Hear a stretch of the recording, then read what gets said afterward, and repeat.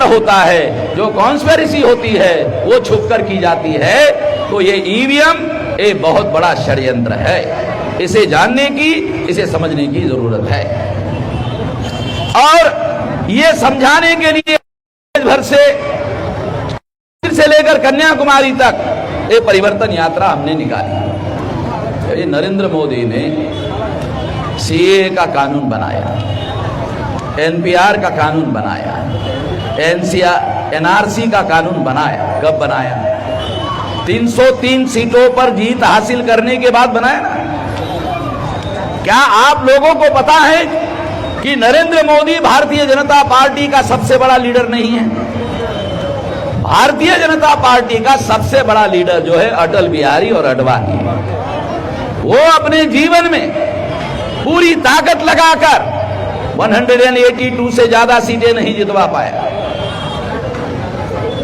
पूरी ताकत लगाकर 182 सीटों से ज्यादा सीटें नहीं जितवा पाया।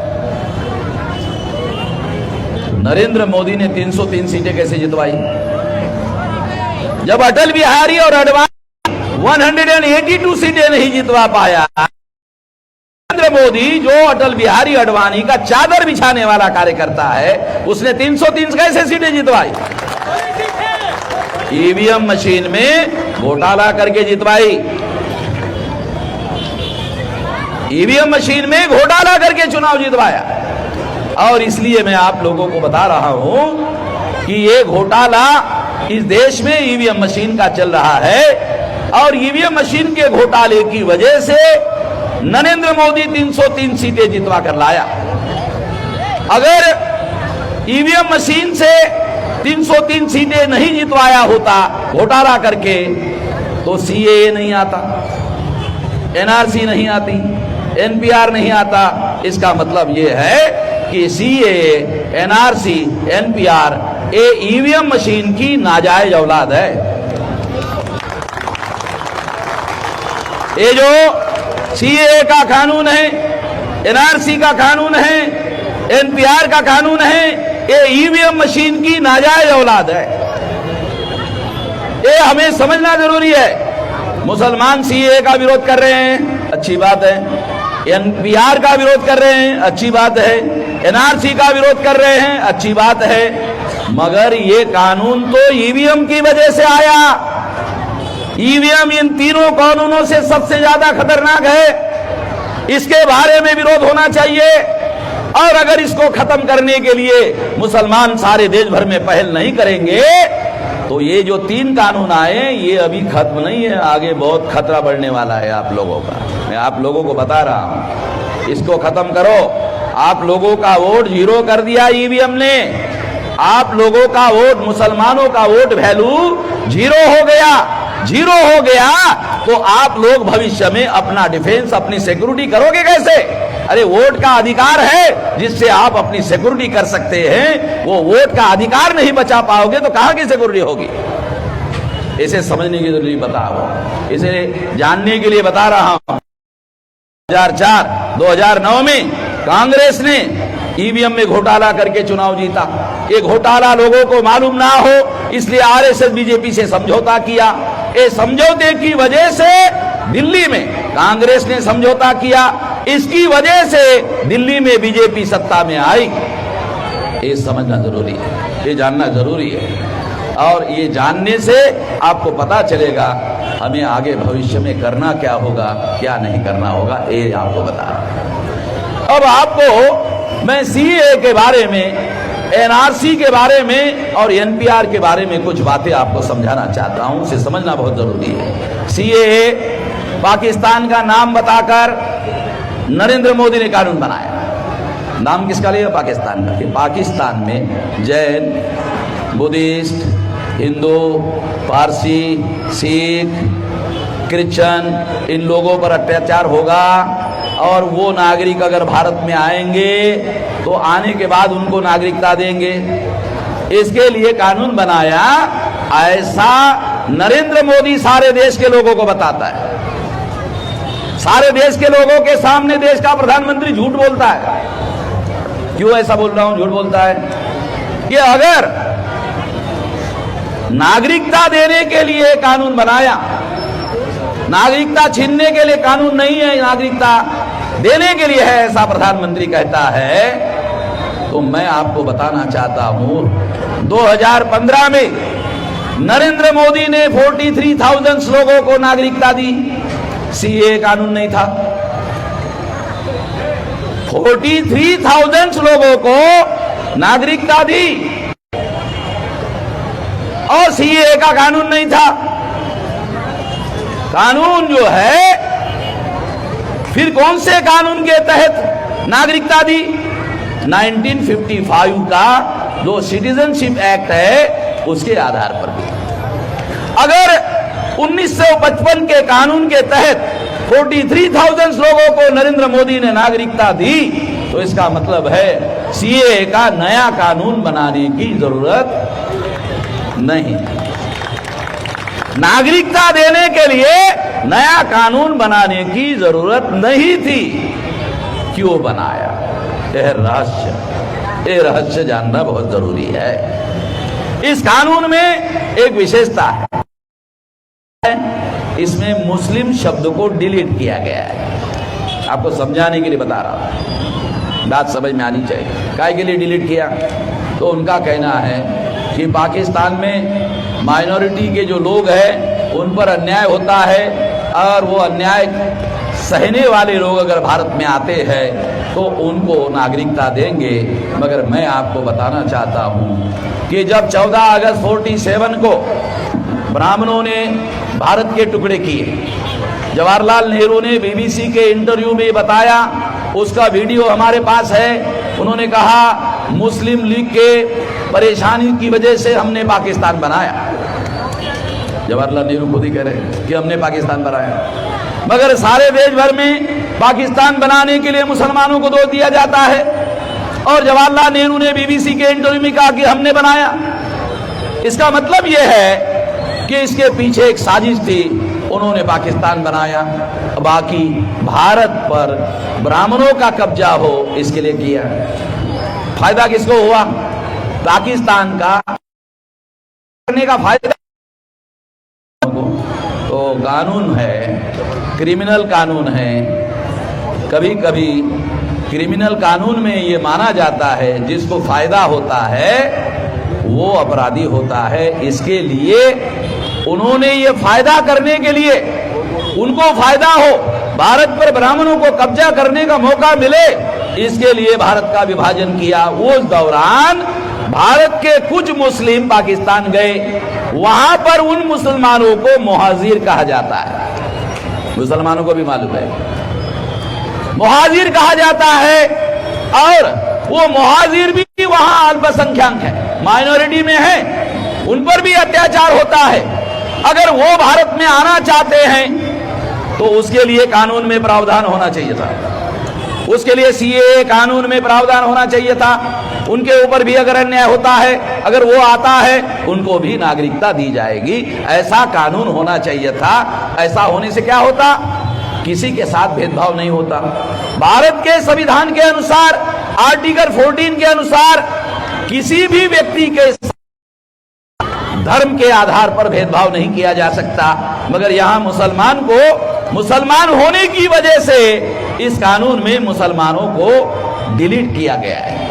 इसके पीछे क्या रहस्य है? इसके पीछे का रहस्य क्या है? इसके पीछे का रहस्य है कि आरएसएस, बीजेपी के लोगों ने सोचा यदि मुसलमानों को डिलीट करेंगे, सारे देश भर के मुसलमान विरोध करेंगे, और अगर विरोध करेंगे तो भारत में हिंदू मुसलमान का मामला खड़ा हो जाएगा। हिंदू मुसलमान का मामला खड़ा करने का मौका मिलेगा, और हिंदू मुसलमान का मामला खड़ा करने से क्या होता है? हिंदू मुसलमान के मामले से जो अल्पसंख्यक ब्राह्मण हैं, 3.5% ब्राह्मण हैं, उनको बहुसंख्य होने का मौका मिलता है। अन्यथा ब्राह्मण प्रचार करके हिंदू की संख्या नहीं बढ़ा सकता, ब्राह्मण पैदा करके अपनी संख्या नहीं बढ़ा सकता। तो इसीलिए वो हिंदू मुसलमान का ध्रुवीकरण करने के लिए इस तरह का कानून बनाया। ये एक षड्यंत्र है, ये षड्यंत्र हम लोगों को समझने की जरूरत है सीएए के पीछे। दूसरी महत्वपूर्ण बात, प्रधानमंत्री ने कहा ये कानून नागरिकता देने के लिए है, नागरिकता छीनने के लिए नहीं है, मगर मैं सबूत के तौर पर आपको आंकड़ा बताता हूं। आसाम में जब एनआरसी लागू की गई तो 19,48,000 लोगों को अधिकार से वंचित कर दिया गया। उसमें 5 लाख मुसलमान हैं, 14,48,000 एससी एसटी ओबीसी के लोग हैं। इसका मतलब है मुसलमानों से 3 गुना ज्यादा एससी एसटी ओबीसी के लोगों को नागरिकता के अधिकार से वंचित कर दिया गया।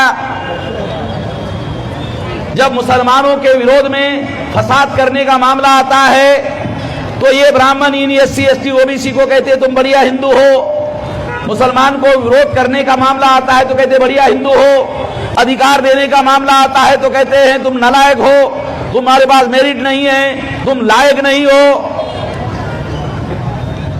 ये बात आप लोगों को समझने की जरूरत है, ये बात जानने की जरूरत है, ये बात समझने की जरूरत है। और इसलिए मैं आप लोगों को बता रहा हूं कि आसाम में 5 लाख मुसलमानों को एनआरसी में निकाला, नागरिकता के अधिकार से वंचित किया, और 14,48,000 एससी एसटी ओबीसी के लोगों को निकाला।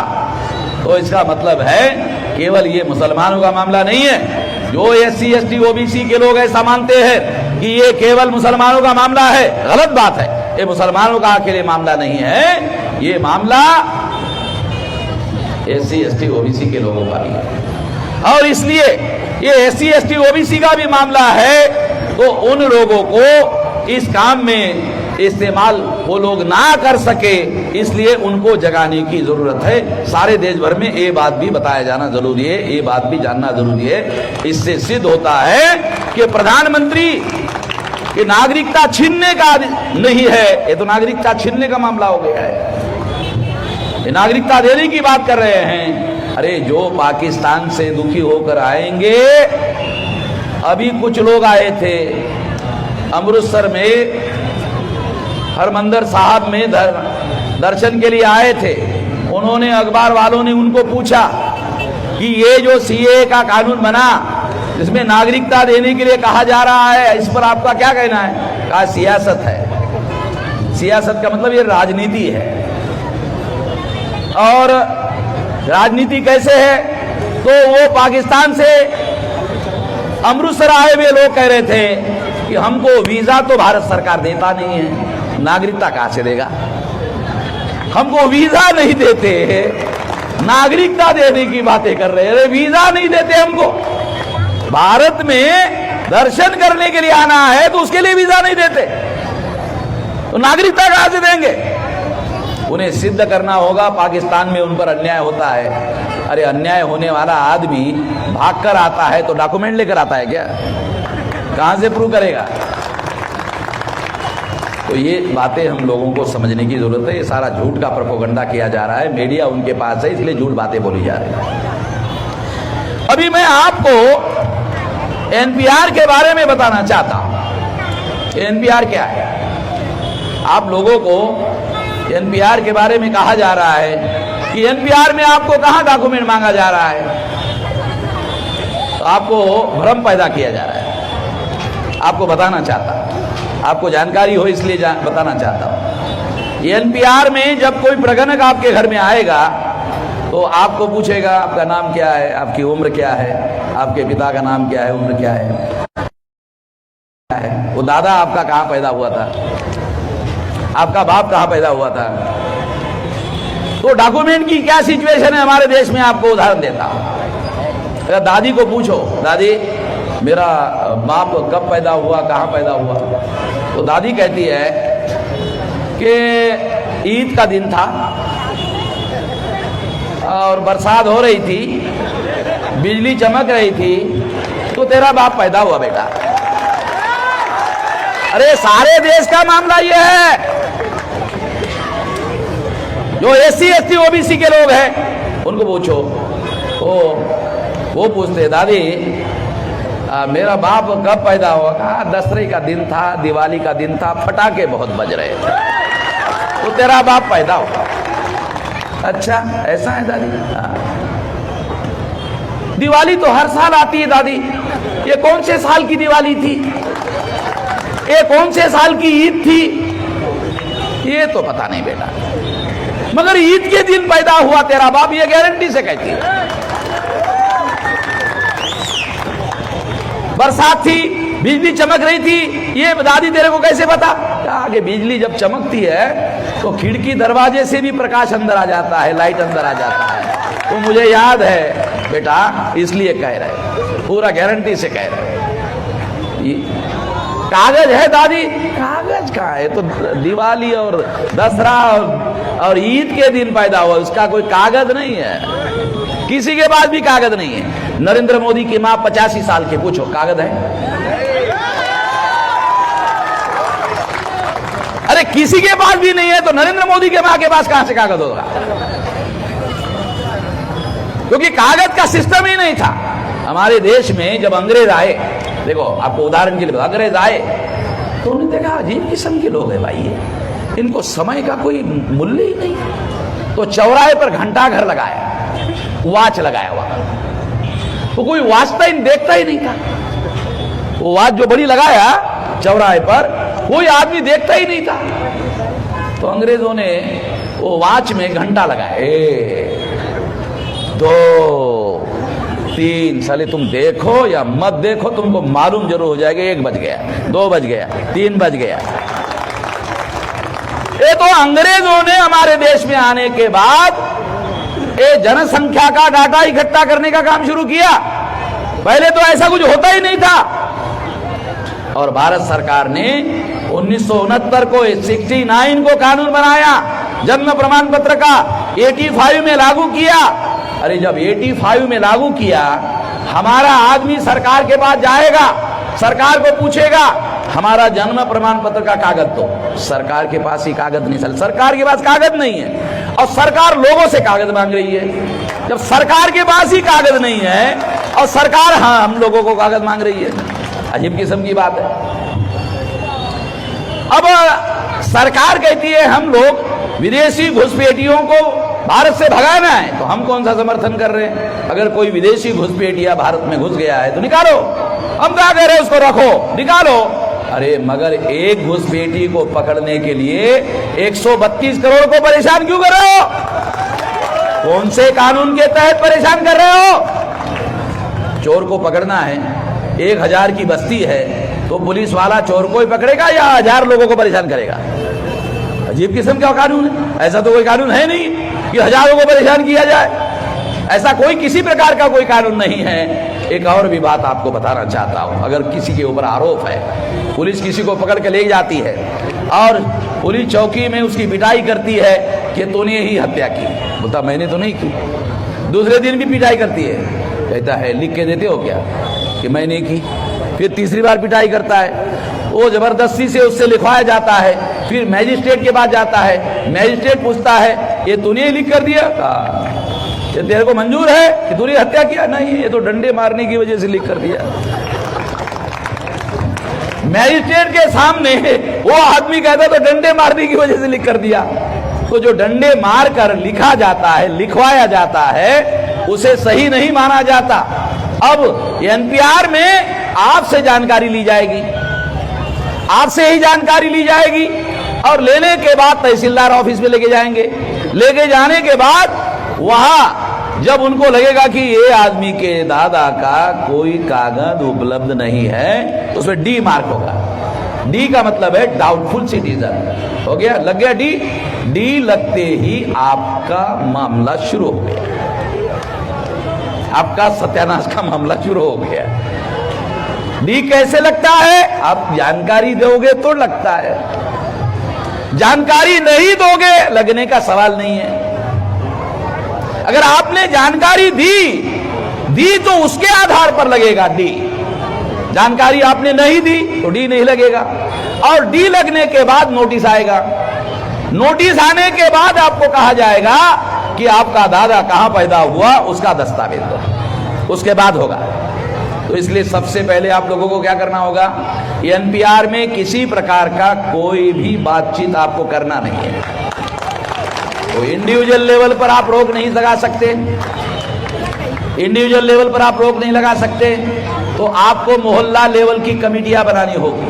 हमने बहुजन क्रांति मोर्चा के द्वारा 29 जनवरी को भारत बंद करवाया था और उसके बाद अभी 26 मार्च को भारत बंद करवाया गया है। तो इसके लिए सारे देश भर में मोहल्ला कमेटियां बनाई जा रही है। ये जो मोहल्ला कमेटियां है, ये मोहल्ला कमेटियां जब बनेगी तो उसमें 11 लोगों की कमेटी बनाओ। जो भी प्रगणक आएगा वो किसी के घर में नहीं जाएगा, वो जो कमेटी है वो कमेटी से बात करेगा। कमेटी वाले उनको बोलने का उधर जाने की जरूरत नहीं, इधर आ। ये बस्ती ने निर्णय लिया बायकॉट करने का, हम लोग किसी को कोई जानकारी नहीं देंगे, क्योंकि जो पढ़े लिखे लोग होंगे, समझदार लोग होंगे, वो बातचीत करने वाले लोग होंगे और वो जो कमेटी है वो लोग उनको जवाब देंगे, प्रगणक को जवाब देंगे। ये कमेटी जो राष्ट्रीय स्तर का बहुजन क्रांति मोर्चा की जो कमेटी है, नेशनल कमेटी है, नेशनल लेवल पर बायकॉट आंदोलन जो शुरू किया जा रहा है, ये उसकी कमेटी होगी। अगर आपने आइसोलेशन में कमेटी बनाई, अगर आप आइसोलेशन में अकेले में काम किया, ये मामला राजमंत्री का नहीं है, ये मामला एक जिले का नहीं है। सीए का कानून, एनपीआर का कानून नेशनल लेवल का है। अगर आप लोकल लेवल पर उसका विरोध करोगे तो सरकार की मशीनरी के सामने आपका निभाव लगने वाला नहीं है। राष्ट्रीय स्तर का आंदोलन खड़ा करना होगा, राष्ट्रीय स्तर का।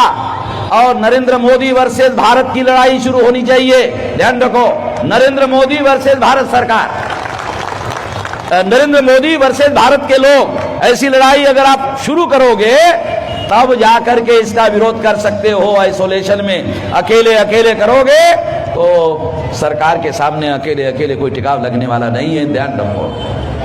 अब एनपीआर की जानकारी देने के बाद एनआरसी आएगी। एनआरसी में आपको नागरिकता के अधिकार से वंचित करने का कानून है, तो एनपीआर को ही रोको, एनआरसी आने का सवाल ही नहीं है। अगर एनपीआर रोक दिया तो एनआरसी आएगी ही नहीं।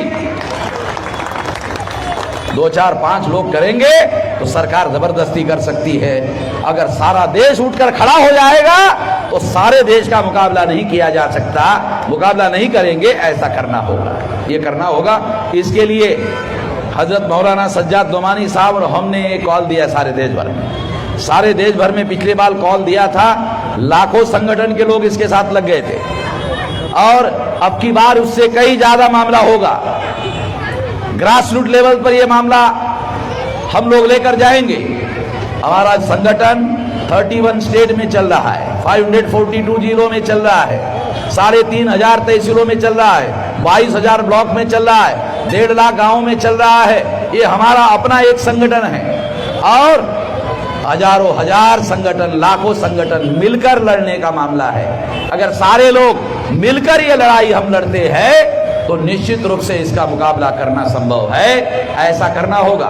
ऐसा करने के लिए सारे देश के लोग मिलकर करने के लिए, सारे देश के लोग मिलजुल कर लड़ने के लिए अगर तैयार होते हैं तो सफलता आपको मिलेगी।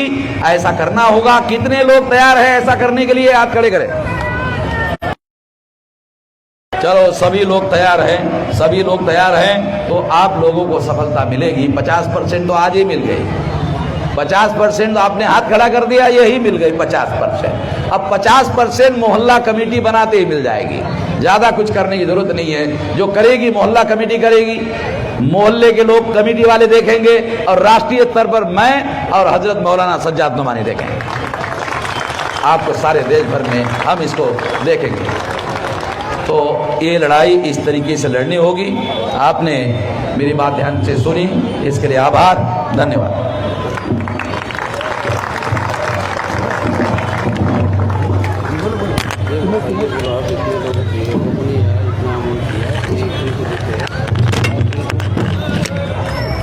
जिस किसी को इंडिविजुअल अमाउंट देना है वो दे सकते हैं। इधर से कलेक्शन किया है इतना।